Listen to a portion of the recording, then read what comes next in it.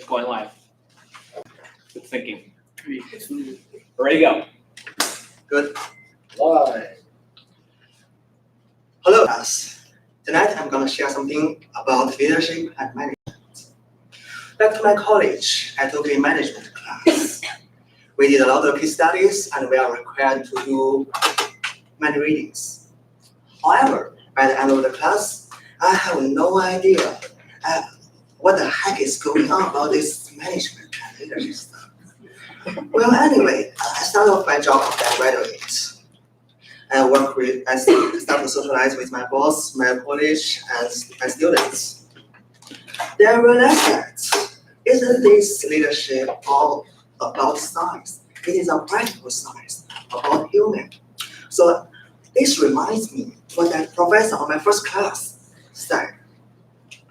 The core subject matters of leadership and management is human beings.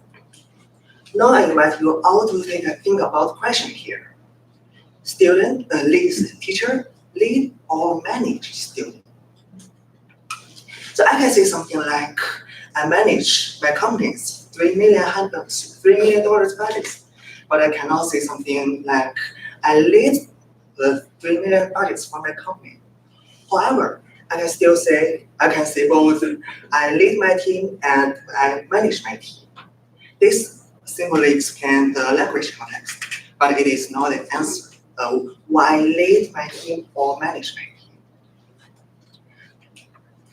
So apparently, the first picture, the appropriate answer is manage.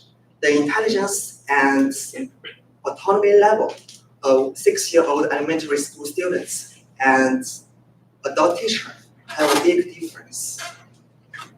Although during the class, there is a two-way interactions between teachers and students. However, the information and knowledge transmission is a one-way process only. And furthermore, the teacher has the full power of decision making, and he or she can use every resources, have the overall control of the whole classroom and under any situations. And now let's take a look at the second picture. For the graduate students share the same informations, knowledge, intelligence level with their professors, just like us. And even in some projects, the students will need to share the information to their peers and professors to work together for the study. In this case, the professor leads students, or the students is leading his or her peers. So for instance, like 5 minutes ago, Dr. Fuller in this room is the leader, and now I am the leader in this room because I am giving all the information. And in the next 5 minutes or 10 minutes, he will be the leaders, and in the next 30 minutes, she will be the leaders. So leadership focuses on people, and management focuses on both people and things. Both leader and those who are being led belongs to the same collections. And this means, unlike shepherd dog, the leader, him or herself, is the part of the whole sheep species. Under these circumstances, the leader will be encountered the same questions, problems, challenge, and confusion with the other people, and they will have to work together under any situations as a group and as a team. And this made the service solutions such as leadership is an art, or leadership is change management. And on the other side, management requires managers to stand on a whole nother level, even beyond himself, to have an overall control of everything. And this will arise the decision making of the manager have arise to a whole nother level, from subjective, unknown to objective. So in conclusion, leadership is something based on the same level relationship. It has a two-way interactions, and the management is based on the different level of relationship. And that's it. Thanks for listening.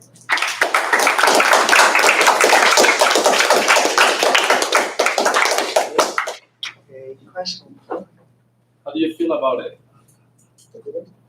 I think I didn't score it too bad. Hey, but seeing how nervous you were, did really good. Thank you. Good job. Yeah. I think it was really clear that you knew the material and you knew what you were going to say. I think that you did a really great job.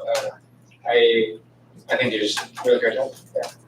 I think I was like swinging around my body, but I know I'm not supposed to do it, but I cannot control myself. I don't think that singing was too noticeable. What I really liked was the eye contact and how you kept most of your attention towards us the whole time, and you barely looked back. You could tell you practiced a lot and you knew what you were trying to say. First off, I appreciate how much you prepare for our presentation. Very zen. Oh, yeah. So, nice hook. I like how you sort of prime yourself into like unprepared, right? So you show confidence, like in starting strong. So yeah, that's really nice of it. Yeah, and then I like the school analogy that you use to introduce the concept of leadership. It's very easy to relate to that. Yeah, just a tiny suggestion. It would be better if you control the pacing a bit. Maybe pause a bit in between the slides and just possibly walk around a bit. I think like it was really good. I really liked how you used your voice sometimes to emphasize certain points, or you just giving it passion, or like it was good emphasizing of those words and phrases. I really like that. I also liked how he said how you grabbed our attention at the beginning. I would just suggest maybe trying to do that at some point in the middle of the presentation, or maybe even towards the end, so that you get all of our attention at the beginning. And then it may go down, but to do it again, you get us again. Great job though. Thank you. That's it.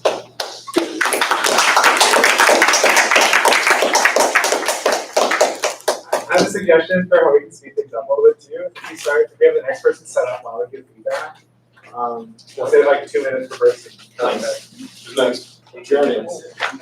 Okay. So who's on deck? Who's on deck? Ray has a schedule on that. We don't have to follow that schedule. Just go, dude. Go. It's yours. All right, Mark, you're on deck. Everybody's on deck. Mark's on deck. Mark's on deck. So Mark, when we're giving presentation feedback, you can go up and just get your PowerPoint ready.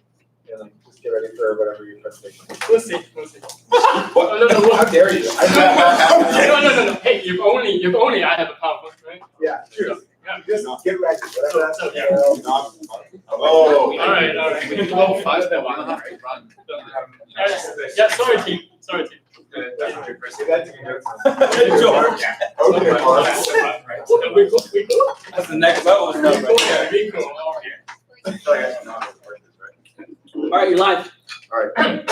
So everybody, today I want to present on adaptive team performance.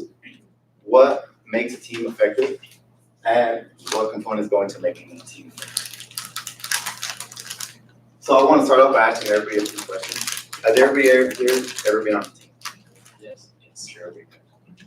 Do you remember that team, or do you remember a specific team? And if you remember that specific team, do you remember a time you and that team were put in a specific situation that had a lot of pressure and stress on you? And were you able to overcome that? So I want to tell you guys about my team. I want to tell you about a very specific team that I was on. So this specific team that I was on was when I just got hired as a firefighter for the first time. it was myself and a senior firefighter that had been on the job for 15 years, and a friend of mine who had got hired at the same exact time. I was so happy to get lucky to get stationed together. So what you're seeing up here is one of the most devastating calls that I went on at that time. And I was just fresh, new, green guy. So before I kind of get into the basis of that and go over what that entails, I kind of want to just describe to everybody what adaptive team performance is, and then kind of just go from there and give you guys the story with my content. It's pretty much an adaptive team. Adaptive team performance is basically teams that are able to use their resources to functionally change any cognitive or behavioral outcomes that might have happened, and adapt to those and switch them pretty much on the fly. So what makes adaptive teams adaptive and effective? So there's basically 4 constructs that make them adaptive and effective. So kind of going back to my story, so I'm gonna just paint a picture for everybody. So the first part of the construct is situation assessment. So my crew and I had a normal day, like every other day, ran a couple calls here and there. Worked out, it's about 7 o'clock at night, we're starting to wind down the day, and comm center radios us for a traffic collision. So about from the time from our to where the traffic collision was, it was about 10 minutes drive. This is June of 2015. So we get to the rig, put our gear on, jump in, and just take off. So as we're driving to this call, comm center gets it back on the radio and updates our call. So what we thought was a normal traffic collision was now updated to a traffic collision with 3 trapped patients inside a vehicle. So right then and there, we're starting to formulate an idea of the situation, and we're trying to paint a picture in our heads mentally before we get there, because when you get there, you're expected to react, and that's the thing. So as we're on our way, we're assessing the situation. We're trying to figure out what's going to happen. We're trying to formulate a plan. This is where the adaptive part comes in, because as we're about 2 minutes out, comm center radios us again, and they update our call. So what started off as a normal traffic collision went to a traffic collision with 3 trapped patients, which ended up being a collision with 3 trapped patients and 2 deceased. So now we have a total of 5 people that we know of involved in this particular incident. 2 are deceased, 3 are trapped. So now all of our roles that we originally had all got switched around. Because as 3 people on the fire apparatus, you all have your specific role. So when you get to an incident, you all know what you're doing. So you can get off and just be effective and doing. But as the situation changes, you need to change. As you need to change, you need to adapt to whatever's coming. So our next way we had to go about things is try to plan what we were going to do. So we pull up to the scene and we finally get a grasp of what's going on, which is this. Pull up to the scene and we find, if anybody's familiar with the 15 freeway, so a dump truck was coming down the 15 freeway and it was like a movie scene. Brakes went out and it T-boned this car of teenagers, this PT Cruiser, they're all teenagers. T-boned them, lifted them, threw them in a crane, and the dump truck lands on top of them. All teenagers, 2 had just graduated, 3 were on the way to graduate. So you could kind of imagine the scene and the chaos when you pull up being new, and you being the person that doesn't have somebody there to mentor you and tell you what to do, you being the person that you have to be expected to know. So right away, the definition says, sometimes you're gonna have goals that you already have that are expected, and sometimes those goals are gonna change to something unexpected. So as we get there, we have our plan, kind of, and right away we hop off. Everybody has the senior guy does a scene size up of what's going on. My colleague jumps out and starts trying to get team safety back everybody up, because there's a lot of people just around the incident. And myself, I right away pull off the tarp and start getting out all our tools that we're gonna need. Because right away we know we're gonna need to extricate everybody that's trapped. So having an effective plan and being able to think on the fly and switch your plans and adapt to whatever situation is in front of you is just one way that these adaptive teams are so adaptive and so effective. So, so just pretty much what ended up happening was there's a total of 45 personnel on the scene. We flew in 2 doctors because one of the patients was gonna have to be amputated. His leg was gonna have to be amputated to extricate him. So we had 45 personnel, 2 doctors, 2 helicopters. We ended up having 2 big tow trucks. So we actually lifted the tow trucks and chalked it on each side and had to pretty much just figure out how we're gonna get these people out. The whole incident lasted like 13 hours. So after the whole incident finished, you just have to kind of brush it off and head back to your station. So this is where team learning comes into play and why it's important in effective teams. Because in situations like this, you have to be able to get back to your station, kind of think about what just happened, give each other constructive criticism on what you could have done better and what to do the next time the situation is right. Because that wasn't my last, the last fight ever. So having senior people in these positions is important because they, even though he had been on the job and I was new, he told me, hey, this is what you need to do better. This is how you need to improve. So receiving that feedback and taking that constructive criticism really allowed me to grow. And this is what really, all 3 of these components, firing on all cylinders at the same time, is what led us and our team to be most effective in situations like this, where time was of the essence, and minutes ended up saving this kid's legs, saving somebody else's life. So after reading the literature, so it wasn't really a surprise to me after reading the literature that researchers found that team performance and ultimately effectiveness directly relates to how the team adapts to the multitude of contingencies that are encountered. So pretty much teams that are really effective are able to adapt to any situation that's thrown at them and are able to overcome any high pressure situations when they arise.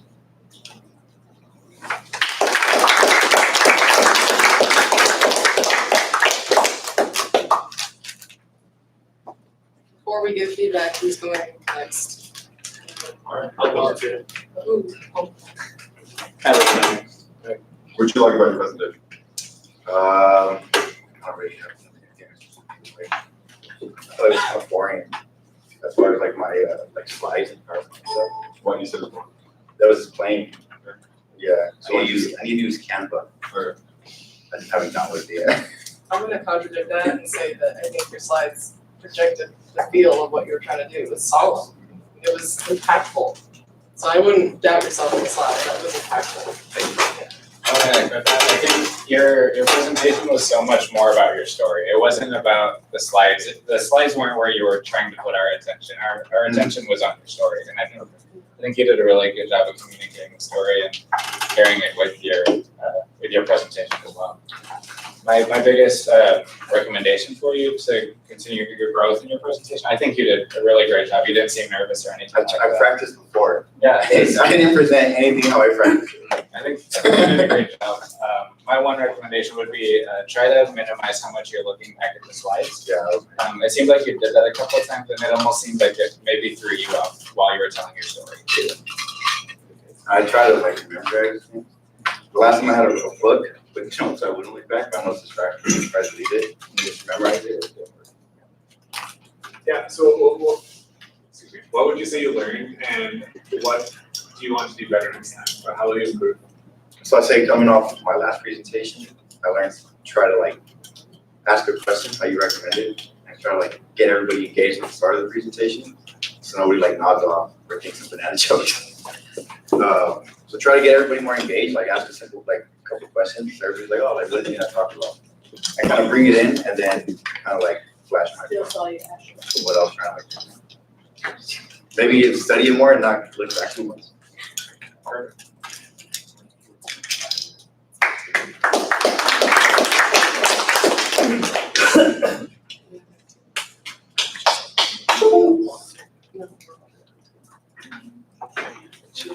We're doing so good at this. I think you're not in presentation mode. Hit escape. You click the reading mode. Go to the bottom right, next to the 100%, you just want to go there. Boom, there you go. Ready? I'm ready. We're live.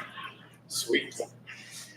So, hey everyone, I did my presentation on how attributes affect leadership and team effectiveness. I think it's important to look at some of these attributes just because it helps with self-development or leadership development and just working with people in general. I think is very beneficial. So some of the things from this week's articles I picked up on were really consistent with Professor Bishop, Dr. Iverson, and Dr. Fuller. I thought that reading them, I was just so hooked. And so I want to talk about a few of these attributes. Now, I want to say ahead of time that nobody's perfect. I'm not on par with a lot of these. So I think they're just worth a mention and maybe some, chat, some words. Anyway, so humility. Being able to admit when you're wrong or take feedback from others that you think are not totally maybe accurate. I think that we should be able to place value in words regardless of who it comes from. Because there's always that chance that maybe somebody is sharing some details that might be relatively accurate. But nobody, again, you don't have to put all your chips in every basket that comes your way. But it's important to put, some reflection on yourself at the possibility that some of this criticism that you receive might be true. But that is something I'm personally working on in terms of my pride, my occasional arrogance.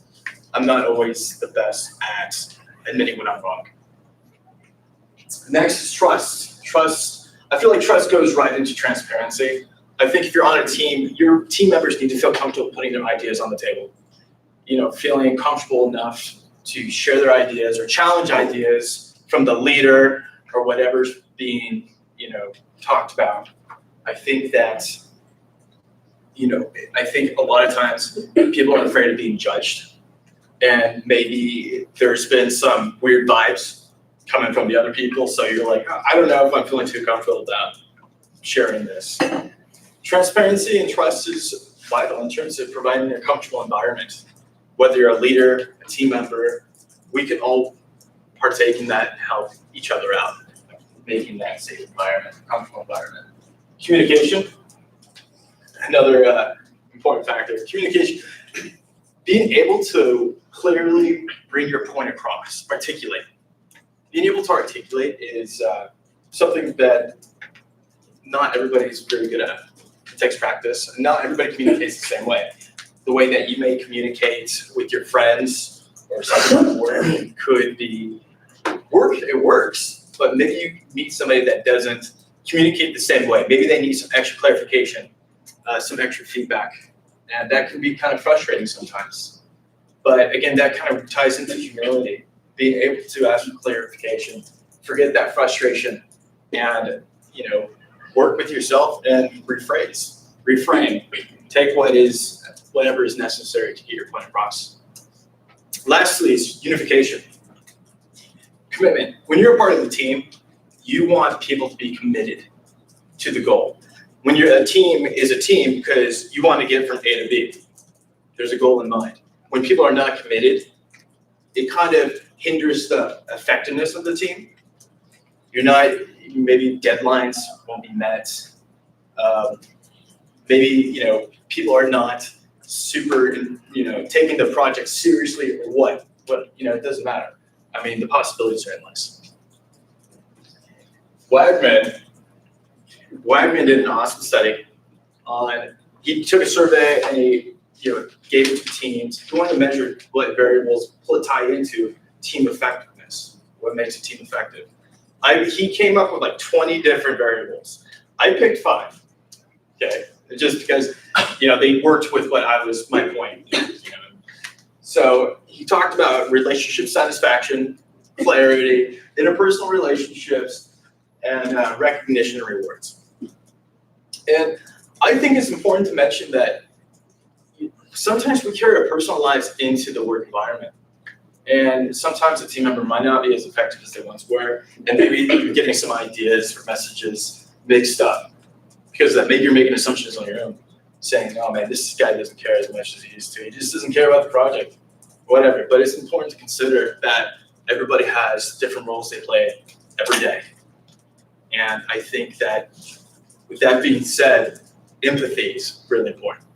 We've been talking about empathic learning or listening, and inquiring about people's lives is so important, not only to validate us as individuals, but to help the projects. It helps build us up as leaders, practicing these traits, these attributes, just to be stronger and better human beings. And clarity is pretty, self-explanatory. Just making sure, giving feedback on what you're trying to send, the message you're trying to send. So what happens when you don't have this foundation, or these characteristics in a team, or as a leader, as a personal, just an existing human being? Things are messy. Especially if you have a team and you're not communicating effectively, you don't have that trust, and people can get unhappy, frustrated, they care less. Everybody's just, they can gossip, you name it. Things can get kind of crazy. So these are just ways in which you can avoid that, just being there with people and being a human. So, how can you guys promote that? Be authentic. Be authentic. That's, I would say, number one. Just be who you are and be real with people. Be empathetic. Meet people where they're at. Try and relate. Try to understand and listen. And then, recognize. Build each other up. And recognize when people are not pulling their weight. That's important. This is just as important, I think. It's people need to know that. And the only way you can do that is by communicating. And then lastly, learning from your mistakes. Learn from your mistakes and help your partners, your team, whoever, learn from their mistakes too. Sometimes it's not easy to take the lesson in. And so thank you.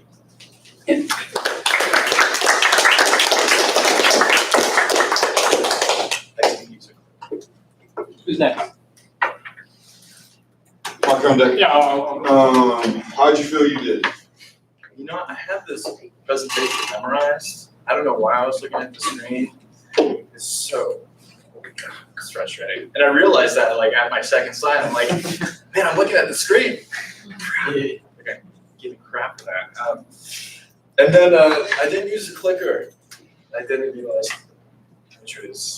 I feel like I was slightly cheating because I was looking at the screen a little bit.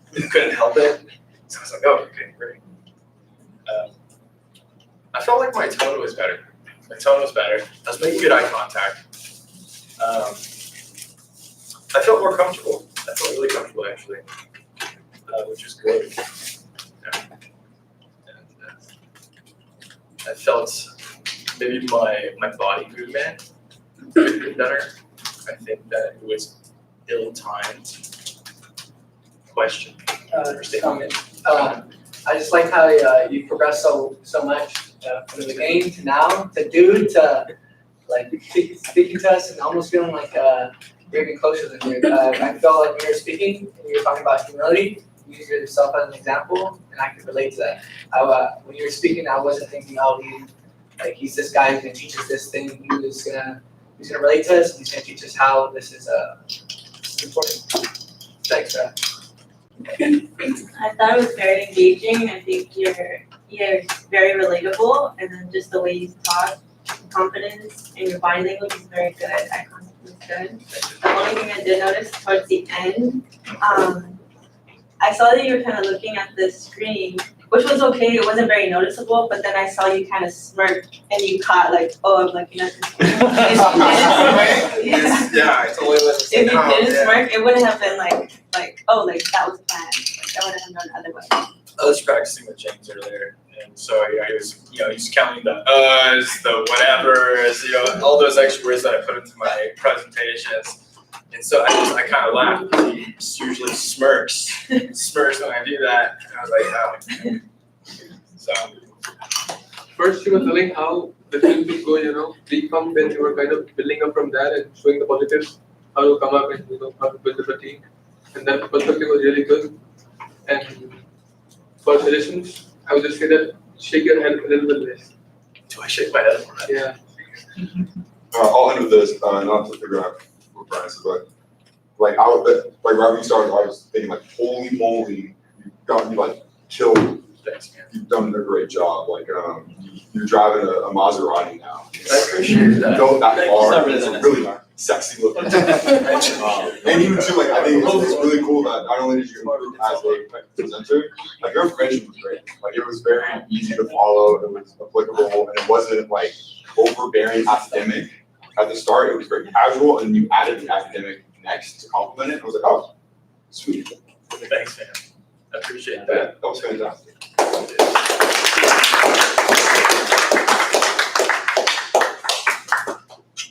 Go, Mark. Mark, you're on deck. No, Marina, you're on deck. You just volunteered. On stage. You just Oh, thank you volunteered. so much. Did you do a musical? Yes, he is. Oh no! No, wait, how do you use this? Hold on, Put the screen up. wait, hold on, I just want to turn this cassette on. It's the glowing switches Wait, hold on, I just on the heard, wall. unplug this, and Put down to your right. Right behind you. Oh, we gotta be extra. It's straight. oh, yes. That's the one. I knew that. Oh, yeah. He's like, that's part of my performance. Are you gonna do a You're dance? just really engaging, thank you, and helpful.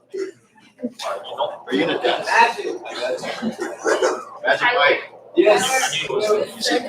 Just to let you guys all know, it is live the whole time. Yeah, I know. And I just want to thank Ben and James, right? So thank James for the idea of presenting without PowerPoint. That's possible. That's possible. And thank you, Ben, for lending me this umbrella. All right, you're good. Okay. You ready? Oh, hold on. I'm just gonna test this out a bit. Okay, it's not go, it's not here. It works. Cool. Wow. Okay. Hold on. Okay.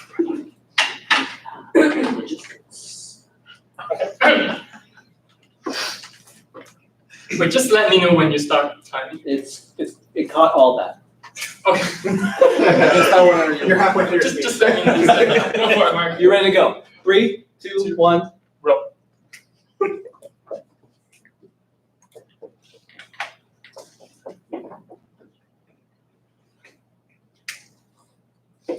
What does TEAM stand for? TEAM. Together, everyone achieves more. What about team? Okay, hold on, guys. We're gonna come back to it. I know you know the answer, but yeah. So without further ado, let's begin.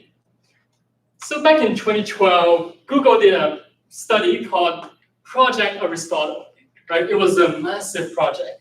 It took the team like 4 years, right? And they examined over 250 attributes in 180 teams.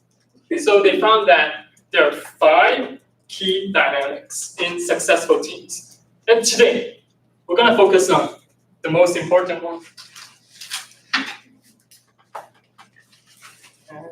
It's an omen. Psychological safety. All right, so have you guys experienced this? You know what, I don't know if I should speak or not. Will they judge me? What if they judge me? What if they think I'm weird? Well, I'm sure some of you have been through that, or I've been through that. Okay, so that's terrible, right? That's terrible. But how can we avoid that? If we have psychological safety, we can speak up without feeling insecure or embarrassed. So how do we create psychological safety? Just imagine there's an umbrella here, all right? How do we create it? There are 2 main components. ostentatious listening, and equality in conversational turn-taking. So I was going through and coding every single one of your comments and feedbacks, right, from previous presentation. Yeah, that sounds nerdy. Yeah, but you know what? You guys are very lenient. Thank you so much. Not done yet. Okay. So I found out that the biggest room for improvement for me is eye contact. Right. So I did some digging, and I found out that in order to give effective eye contact in presentations, right, it's important to include everyone in the conversation. So you may be thinking, Mark, you're going off topic when you're talking about eye contact. Come on, just get to the point. Well, okay. Well, the reason I bring up the topic of eye contact is that it has to do with equality in conversational turn-taking. Right. So in order to achieve in order to achieve effectiveness in team, right, it's important to include everyone in the conversation, just like eye contact. So I remember one time when I was back in organizational behavior class, right, in Canada, my teammate and I would constantly demand each other to speak up. Nobody gets to live here until everyone has spoken. So it was that intense. No, but the point is, voice matters, right? We value people's voices, so that's why we do this. So that way we get multiple perspectives, and that's how we achieve more in a team. So now let's move on to the second component, ostentatious listening.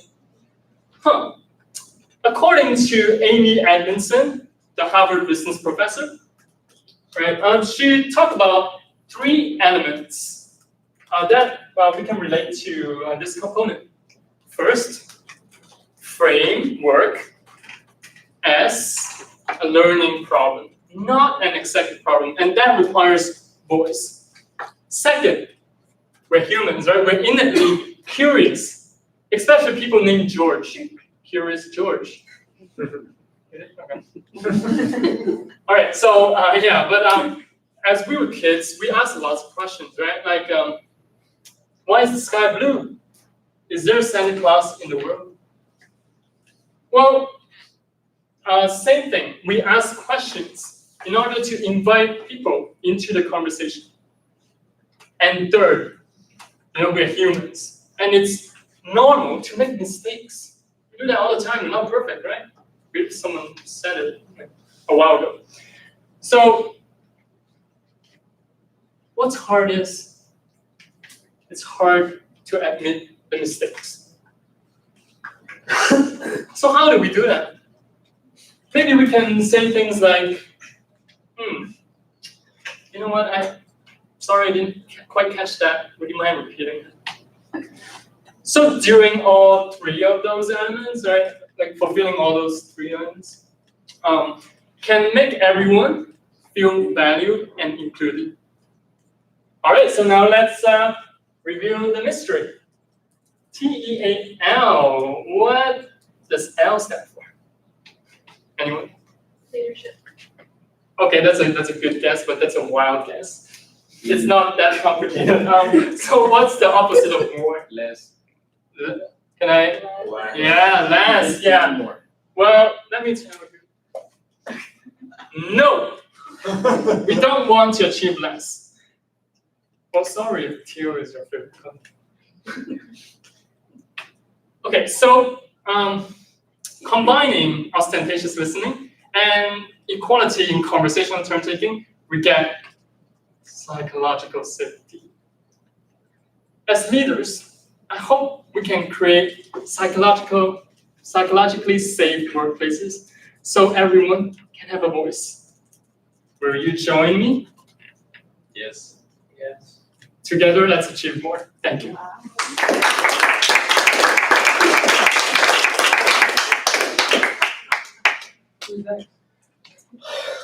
Who's on deck? Brian. What went well? Oh yeah, I think I was really loud. No. So you guys, like all of you guys can hear me. Yeah. And because there was one point, right, I was trying to phrase it better, right? And then I sort of did that, yeah. I kind of survived, yes. I don't know, it seems like this presentation is not as funny as the first one.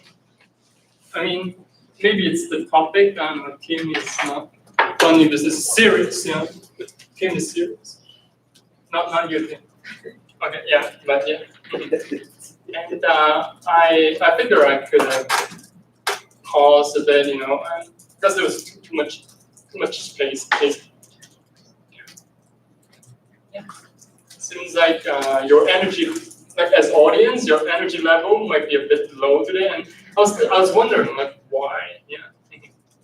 So, What do you think the answer is? Oh, I think it has nothing to do with my presentation. Should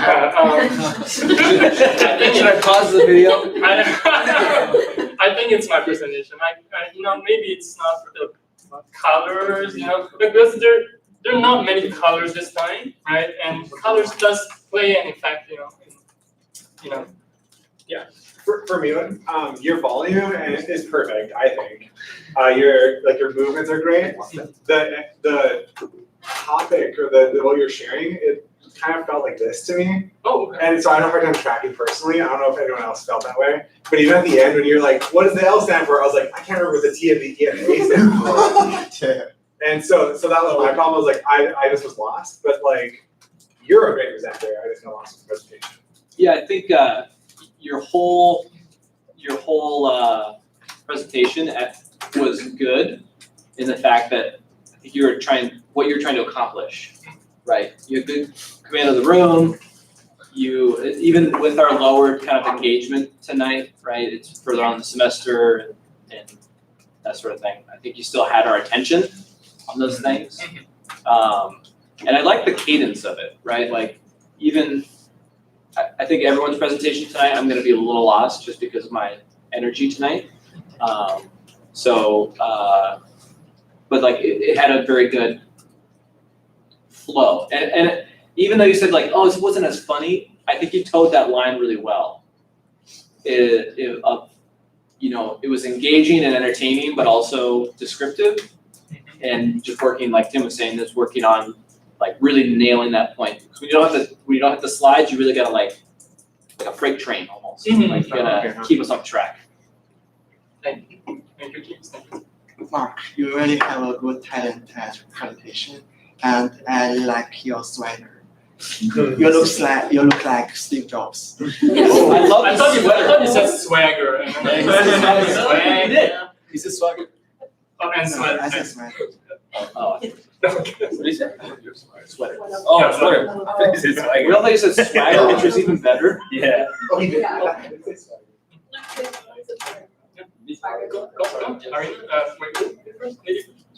was captivated by the closing of your presentation. It was really good for a great presentation. That was awesome closing. Kind of going off what Tim said too, like I really loved your energy, your presence here, and like I was just so intrigued. But when you did ask the L question, I didn't know the other letters either, and it might be because I have a short memory. I could have done better, yeah. But thank you for Thank you. Hold on. And go on. Really quick. Yeah, so Before we move on. again, it was great. It's really, I enjoy seeing you. I enjoy learning from you and the movements that you do. Not every presentation has to be the funniest ever. You know, like you did an unbelievable job last time. You can choose how you want to do your presentation. So that was great. The only thing, maybe it's like what I heard from all people is I may have gotten lost at some points in your presentation with the concepts themselves. Oh, okay. Yeah. So like if you can somehow like make it clear, because I didn't understand till the very end type of thing. So that was it. The rest I really enjoyed. Thank you. Thank you. Hey, Brian, would you like to be Celeste or JC? Oh, yeah, you're Not on the thing, you have to be Celeste. Oh, yeah, you know what it I'm is? Celeste. Dr. Fuller called me for the longest, guess what? Ben. He'd be like, all right, bye, Ben, and I'm like, Ben's the name, I swear. I've been looking at my name all every single time. I hope that It's really is so. Yeah, it's gonna be good. So- Hopefully I could, You wanna be Celeste? Do you wanna be Celeste or JC. JC? Ben or me. wise decision. Big Ben, Big Ben. Ben, I choose Ben. Can't be Ben. He called me Ben, he There's already a Ben though. There can only be one of us. Alright, Celeste. I like how it sounds. With It was, He's Celeste for me.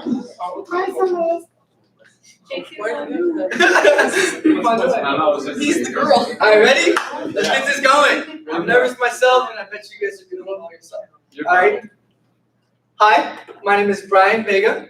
I'm a graduate student at California Baptist University. I am currently enrolled in a master's program of industrial and organizational psychology. And hopefully today I can teach you a little bit about catalyzing teams' productivity. I hope you guys can see the relationship between productivity and teams. They go hand in hand. Even Kazenbach and Smith would advocate that teams and good performance are inseparable. You can't have one without the other. So if we dissect this even more, how do you distinguish one team from another? Any good questions? Guns? One is the best, the other one is. Oh, that's a great answer. Great answer. Anything else? Barca. Barca all the way. Anything? Tyler, you look like you got an answer. I've got nothing. Nothing it is. All right. Let me get you something your brain flowing. What about these tech titans? Look beyond their logo or look at their logo. What would you guys say? What distinguishes one team from another when there's a bunch of replicas all around the world? Food is yeah, apples are good. The sign is natural, and then if you look at Microsoft, there's structure. So I would say the key differentiator, the indicator that differentiates teams from each other, from one another, is effectiveness. Effectiveness can also be known as winning, in the forms of Barcelona, who scored the most goals, or who won the Champions League. In the form of Microsoft and Apple, who can produce the best personal computer. But how do you measure effectiveness? Anybody have a good gander? Numbers. Numbers. You always got to check data. I would say the ability of a team to accomplish their set objectives. Set objectives set on by a team. Predisposition. So how do you get a team? You get all these kids. I use an example of kids playing on the field. How do you get a team to work together? How do you? Sorry, I can't hear that. Common purpose. Common purpose. Yes, I definitely agree. This leads me to my next slide. It's actually training. Training is the key, the foundation for effectiveness and productivity within teams. Training is key, but I hope I leave you with two catalysts. That's what I was trying to get to this entire time. Two catalysts that are going to help you increase productivity within teams. First is objectives, team objectives. These can also be known as goals, tasks, so on and so forth. The list goes on. But the three things you should take away from this is to always increase productivity is to clearly explain the what. What are you guys doing? Next, the why. What's your driver? What's your motivator? Why are you guys doing this? Lastly, might be the hardest, related to the employee. Help them see that they are a key role player within the company. I use an example of a puzzle because it is parallel to what I'm trying to convey. So first, we have a puzzle. What are we trying to do? We're trying to finish this puzzle. Why? Because we got one piece left. We're almost done. Now, how do you relate it to the employee? You let them know that they are the one and only person who can fit into that piece to finally get for us to reach our objectives. Lastly, I would say job description. Job description is always overlooked. It's always swept under the rug and never taken seriously. But I asked you, the two things to take away from this is explain how. A lot of individuals never have the full competence to understand what they're supposed to do and what they can't do. I know you guys might have gone through some experiences where you felt like you were adequately trained, and then all of a sudden you're at this gray area where you don't know if you should do this or if you should wash your hands before that. In the terms of me, it's Chipotle. The job description, and this would be done by role clarity in the form of writing down job descriptions and responsibilities. I just want to thank you guys all, and I will open up the room for questions. 437. All right. Things I did well is training. Yao Ming was like a huge help. He was like, hey dude, like if you want to get this down, you need to you need to know your slice by heart. And he was on it, and he really helped me throughout the process. And actually, I did this whole process within since 11 p.m. last night because I ended work at 11, so I had to catch up. But one thing I didn't do well was I feel like I might have said a lot because I know that was an issue before. Aside from that, maybe the transitions could have been better. Eye contact, I'm scared of all you guys, so yeah. But the one person I looked at the most was Victor because I look at him and he would look away. I'm like, yes. I'm like, I hold control, yeah. Nobody's gonna mess with me. Like everybody's afraid of me. I just look at Victor whenever I get really scared. And he's like, look away. But yeah. Any comments? Three comments? I think you carried yourself professionally in the sense that people were saying funny things and you kept yourself professional throughout. Like the apple, you brought it back to what you thought it was. So I thought that was really good. That instead of you straying away, you kept that professionalism. Thank you for that. Didn't notice that. I feel like you talked a little fast. Oh yeah, definitely. That was Felipe would know within our when we had our interview. I always, whenever I get scared, my thing is get to the point as fast as possible. And then during our interview, the CEO was like, "Dude, calm down. You gotta take a breath." Because I was like, no, so you guys were there. He was like, they were both like chill, like drink some water, like relax, like. And I remember I just had to take a huge breath because I just with me the way I deal with anxiety is like, all right, fine this, I'll get to it. But I do have to work on my pacing. Thank you for that. I like the difference in the presentation, engaging the audience more. Like that was in a way that wasn't distracting from the presentation. I thought that was really cool. And I think my one criticism, other than nerves and stuff that's all comes from practice, is work on a different introduction. Right? I know you're Brian Vega and a graduate student. This is where you're wrong, James. Yao Ming, you're my defense. I was talking to the second cohort, and then Yao Ming brought it up. He's like, we're doing the example, and he was like, you can't introduce yourself. You're introducing yourself to all of us. You already know. James has brought it up, and then the second cohort defended me. They advocated for me because they were like, actually, you have to pretend like you're in a room that nobody knows you. Sure. And then what's it called?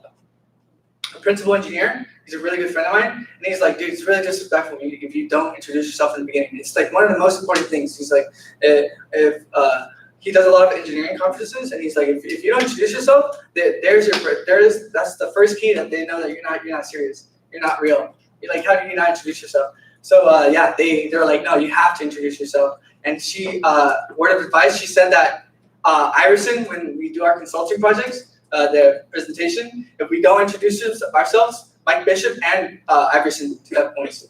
So I was gonna say, depending on the group you're talking to, right? Like if you're presenting to someone you've already interviewed with, like your interview, you probably don't have to introduce yourself. Yeah.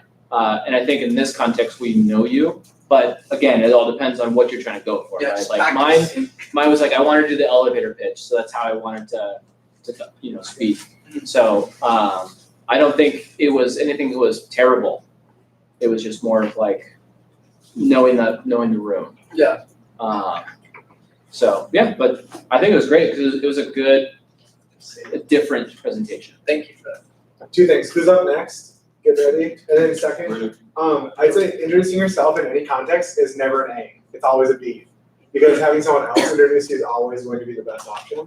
So if you're in front of a group of engineers, it'll give you authority, it's one of those persuasion techniques. So that's where like, yeah, you can introduce yourself, like James said. If it's with us, like when I was talking about like leaving the house, you were my audience, like you don't need to know who I am, you do already. But that's a good point, like Yeah. you should definitely introduce yourself to a group you don't know. Just practice. Yeah. What I did today, like my goal was that, you know how Dr. Arby says like, oh, you gotta have a bronze, silver, and gold? Yeah. I don't know who I've told this before, but Gabby, I'm just like, I don't care about my first presentation, I don't care if I stand right behind her, I'm just going for gold, bronze. And I guess I did better, so. Nice.